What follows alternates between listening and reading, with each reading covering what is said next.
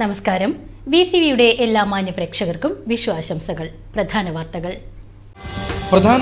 നിങ്ങൾക്കായി അവതരിപ്പിക്കുന്നത് ഓരോ വസ്ത്രങ്ങൾക്കും ഒരു കഥയുണ്ട്. ആഘോഷത്തോളം വളർന്ന സ്വപ്നങ്ങളുടെ കഥ. Beauty silks. വാക്കുകൾ നിശബ്ദമാകുമ്പോൾ വസ്ത്രങ്ങൾ സംസാരിക്കട്ടെ.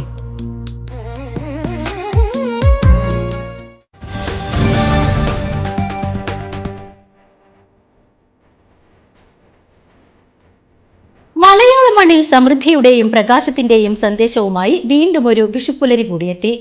ഓട്ടുരുളിയിൽ ഉണ്ണിക്കണ്ണന്റെ വിഗ്രഹത്തിന് മുന്നിൽ ഒരുക്കിയ കണിദർശനത്തോടെ പുതിയൊരു വർഷത്തെ പ്രതീക്ഷകളോടെ നാട് വരവേൽക്കുന്നത്. ഐശ്വര്യത്തിന്റെ പ്രതീകമായ വിഷുക്കണി കണ്ടുണരാൻ ക്ഷേത്രങ്ങളിലും വീടുകളിലും ഭക്തരുടെ വൻ തിരക്കാണ് അനുഭവപ്പെട്ടത്.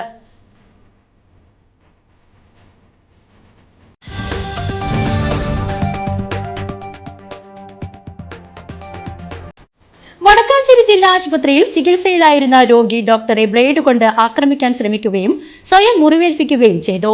ഏറെ നേരത്തെ ഭീകരാന്തരീക്ഷത്തിനൊടുവിൽ രോഗിയെ കീഴ്പ്പെടുത്തിയത്.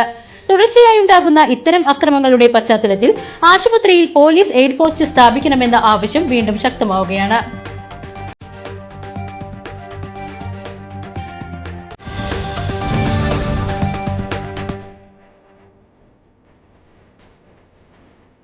സംസ്ഥാനത്ത് അന്തരീക്ഷ താപനില 38 ഡിഗ്രി സെൽഷ്യസ് ആണെങ്കിലും ഈർപ്പത്തിന്റെ സാന്നിധ്യം മൂലം അനുഭവപ്പെടുന്ന ചൂട് 50 ഡിഗ്രിക്ക് മുകളിലാണെന്ന് കാലാവസ്ഥാ വിദഗ്ധർ മുന്നറിയിപ്പ് നൽകുന്നു.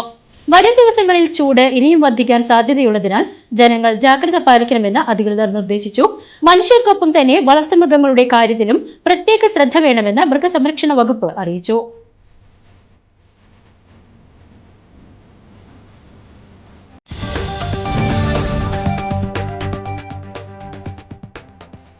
CPIM നടത്തുന്ന സംയോജിത പച്ചക്കറി കൃഷിയുടെ സംസ്ഥാനതല ഉദ്ഘാടനം കടങ്ങോട് പാറപ്പുറത്ത് നടന്നു.